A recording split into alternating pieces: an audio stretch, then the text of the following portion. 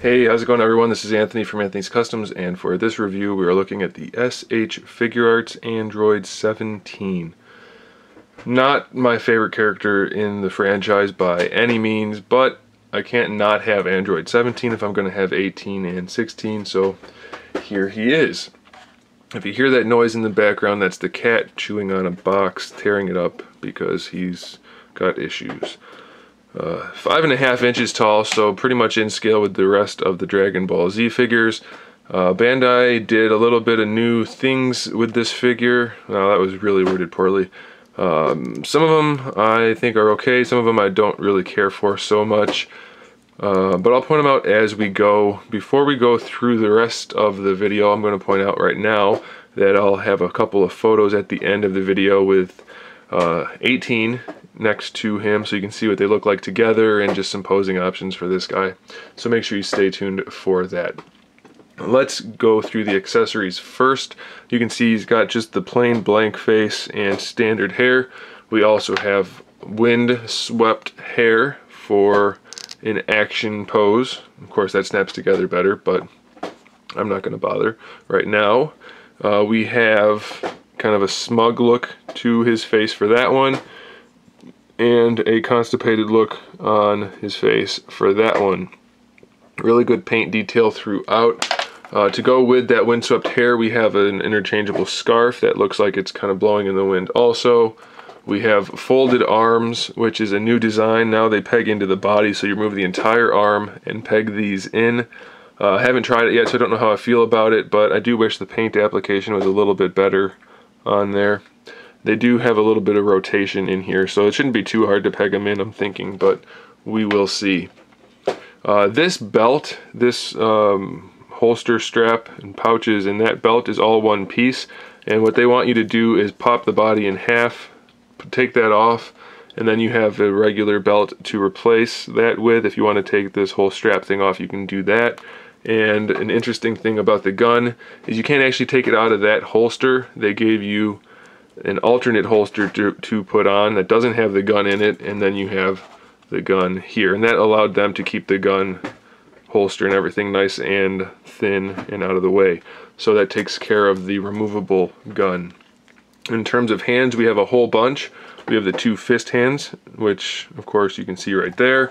We have two palm hands or karate chop hands. We have two open palm hands for blast effects or whatever you want to do with those.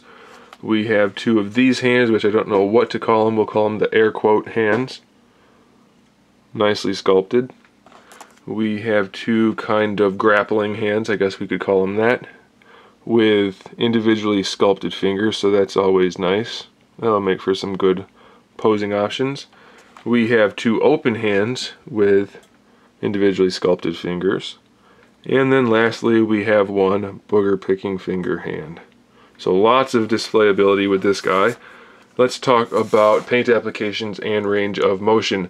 The scarves have really good paint application. There's some nice orangish yellow shading going on there. No shading on the black. Doesn't seem to be any shading on the blue or anywhere else.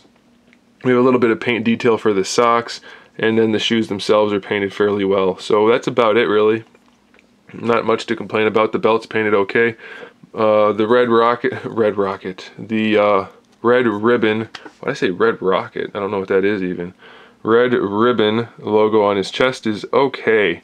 The R is a little bit crooked, a little far off to the edge I think. So that's a little disappointing. Mine has a few scratches here and there on the torso. You can see that one right there. And then the paint on the legs just looks a little muddy. I don't know what's up with that. I guess the paint detail for that torn part isn't that great either. Not sure what's going on with this guy. A little troublesome, I suppose. For the head articulation, you can pretty much see it on this head. We have a ball hinge going into the head itself, and then a ball peg connecting the head to the neck. It's a little bit different than normal, mostly by the angles, not by the actual style of joint. Feels like a single ball peg connecting the neck to the torso, but that's going to give us plenty of posability for the head. He's not going to be able to look up all that far unless you put this head on. That'll give him a little bit better range of motion. For the shoulders, this is one of the new things I don't like, and that is this part is connected. Stop it, cat. cat's got to get involved in everything.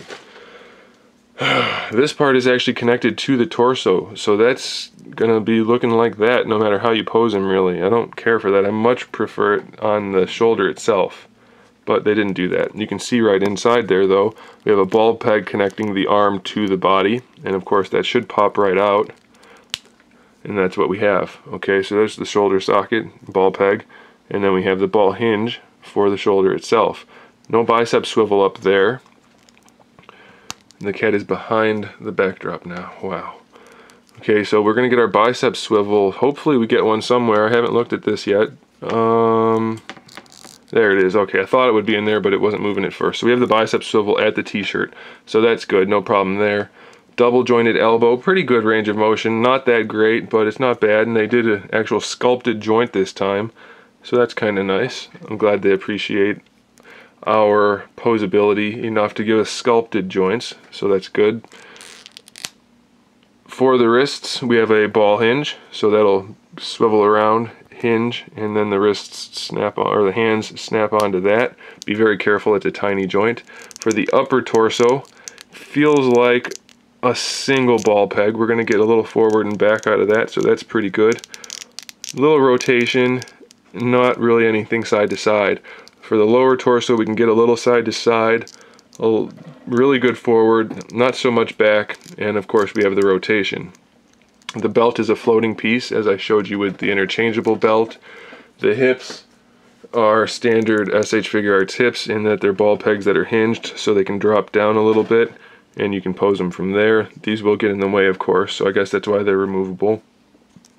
So we have the ball socket that goes around the ball peg for the main articulation, and then we can move the thigh around that socket itself for a thigh swivel.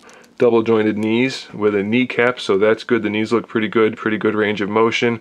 You won't have really any trouble posing these guys, I don't think.